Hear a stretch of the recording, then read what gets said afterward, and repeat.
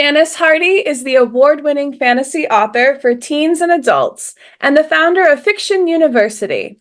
When she's not writing about writing, she spins tales of adventure and firmly believes that doing terrible things to her characters makes them more interesting. My kind of girl.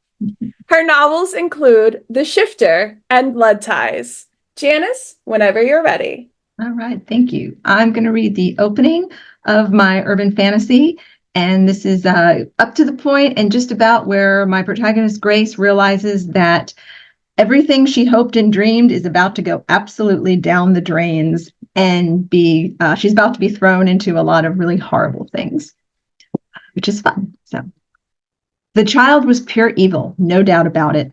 The bane of the entire prosthetics ward, so naturally they dumped her on me. Being the new gal anywhere had its share of drawbacks, and Andrew's Medical Center was no different, hence the Saturday shift and the problem patient hazing. For 5 days, I'd put up with Daisy's faux woe is me show, though I'd stopped falling for that trembling lip and tear-soaked eyes act on day 2. I know it hurts, Daisy, but you can do it, I said, voice level. One did not cajole the devil child lightly. You don't know anything, Miss Legs. Not her best rejoinder, but I admired her skill at avoiding repetition. I knelt beside her and placed a hand on her shoulder. I know if you don't do your therapy, you'll be stuck in that wheelchair. I tipped my head at the chair, crammed next to the therapy stairs like it had pissed off its father. Put your other leg on and let's get to work. I hate these things more than I hate you. She glared at the prosthetic she hadn't yet put on as if it could burst into flames by sheer will. So don't let them win.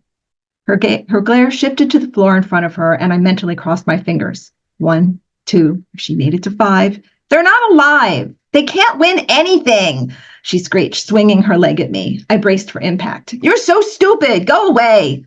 I granted her 2 hits, then caught the leg in both hands and jerked it away from her. I was all for catharsis, but those things were expensive. Daisy, put your leg on. No, I hate it. The newer patient shot her sympathetic glances while the regulars rolled their eyes and shook their heads. Many a physical therapist had fallen to Daisy's mighty tantrums, and she'd gone through every assistant on the floor. I was a little surprised they hadn't saddled me with her sooner. It would be quite the coup if I managed to get her walking again. To do that, though, I'd have to stay. The travel aspect was a big part of being a traveling physical therapy assistant. 13 weeks, then it was off to a new town, new hospital, new set of faces, and all the security life on the move brought me, even if it did seem safe here.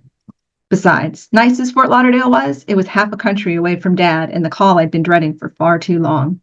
Still, I liked it here, enough that I was on my 3rd temp rotation and actually knew most of my coworkers' names. For the first time in my life, I actually had a life. And Mrs. Johnson even asked me about staying on permanently. Imagine that. A permanent home, a permanent life, no more running? Was that even possible? Dad would say no. I wish I could say yes. Sighing, I dropped the prosthesis in Daisy's lap. A hint of sweaty neglect wafted up from it. Someone wasn't keeping it clean, but that was an argument for another day. Okay, if that's what you want. Seriously? She peeked up at me through a protective shield of blonde hair. It's your life. I'll get your chair and you can go. I turned my back and headed for the wheelchair. Tissue paper flowers had been taped to the handles yesterday, but only a few bits of torn paper remained. They shone bright against the hospital beige walls and the poster for the weekly amputee support group. She let me reach the chair this time. That was new. She never struck me as a quitter, despite the tantrums and the attitude. I flipped the chair around and wheeled it back, walking it down in front of her. All yours. Summoning the melodrama only a 12-year-old could muster, she dropped her leg to the floor, ripped off the second one in record time, and flung herself into the chair. I hate you. Maybe she meant me, maybe the chair. With Daisy, it was hard to tell. Take care of yourself, kid. I ruffled her hair for good measure. Stupid physical therapy, she muttered, rolling away. She slapped the wheels with every push. Determination, thy name was Daisy. If only she channeled that into learning to walk again. One of the other PTAs, Libby Torres, caught my attention from across the room. She raised an eyebrow at me. I could almost hear the supportive, "You good?" that had started plenty of conversations my first week here. Her friendly tenacity had led to a bunch of dinners and a lot of laughter, and shockingly enough, an actual, honest-to-goodness friendship. It had been years since anyone had been that nice to me at work. I wasn't sure anyone had ever put effort into being my friend. I'd never lived anywhere long enough to make friends. I smiled and waved her off, a silent thanks for the backup. It's fine, my casual head toss said. But Daisy had never gone this far before. I'd only been working with her a short time, but I knew the type. Hell, I'd been the type. Come on, devil child, turn around. The pity me routine was a load of crap, and we both knew it. On our first session, she dug her fingers into her chair arms almost every time her mom fussed over her, as if she were some kind of delicate flower no stronger than the ones taped to her chair. Mom's idea, of course. The third time her dad had atta-girled her, she'd flipped him off. She'd made gagging motions through the entire "she's such a brave, brave girl" speech. I didn't know about brave. She was pissed, and if it wasn't over losing her legs. First person to figure out why might be able to help her. She rolled on, still no signs of stopping. I couldn't have read her wrong. She was a fighter for sure. She needed an enemy to fight, and it couldn't be her legs. She'd never accept them if they took the brunt of all that anger. 5 feet from the elevator, she stopped. Her head cocked to the right, the tiniest bit, and I caught a flick of her gaze checking up on me. Atta girl. I walked into her field of view and picked up her legs, then turned towards the trash bin on the far wall next to the nurse's station. A cute guy in a cheap suit glanced our way. Nurse Williams eyed me over her bright pink glasses with all the disapproval of a foreman behind schedule. Please, as if I'd throw away perfectly good prosthetics. The frown reminded me of Dad, though, and the worry I'd been fighting all year and chipped at my tough love facade. Not here, not now. Focus on Daisy's pain, not yours. I reached the trash bin, pushed open the lid, and wrinkled my nose. Someone had had fish tacos again for lunch. Ugh. I made a show of trying to find the right angle to shove the legs in. Come on, kiddo, cry uncle. Miss Harper, wait, Daisy said softly. Yes. I heaved a sigh as dramatic as hers and turned around. Need something?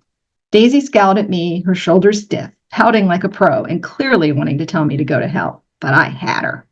I passed whatever test her parents kept failing. She rolled over to me and held out her hands. Fine, I'll do the stupid exercises. Suit yourself. You paid for the full hour. I wiggled one of her legs. You ordered the extra crispy 2-piece, right? Damn near got a smile. Just give them to me, she muttered. She shoved herself past the guy in the cheap suit and nearly ran over his toes. He didn't even glance at her, just kept his gaze on me. Grace Harper, he said, short, clipped, not a question. I froze for a second longer than I should have. Daisy had already identified me, so it wasn't as if I could say no. Yes? May I ask you a few questions? I gestured at Daisy, glowering at us from a minimum safe distance. If this guy screwed this up. Sorry, I'm with a patient right now. It'll only take a minute. He reached into his jacket and pulled out a yellowed piece of paper. Nurse Williams shot me a look that said, keep it short. Yeah, I planned on it. And you are, I asked. No badge, but he acted like a cop. His hopeful yet wary blue eyes hinted that he'd seen things he wished he hadn't. His black hair had a distracted scruffiness to it, neat on the back and sides, a tad long on the top. Almost a professor vibe, though he couldn't have been older than 30. I'm Nate Kavanaugh. Are any of these names familiar to you? I don't have time for, please, Miss Harper, a woman's life is at stake. He held the paper closer. I took it. Not paper, but something thick and glossy, even though it was yellowed and old. It reminded me of the scrolls I saw at a museum Dad had taken me to. 8 names were listed in delicate script, 4 names crossed off. The ink looked just as old, faded, and dark red, except for the name at the bottom. That one was brand new in bright blue ink. Why is my name on this list? I asked, chest tight. That's what I'd like to know. And that's when Grace's life totally gets turned upside down again. And that's the end of my reading. I hope you enjoyed it.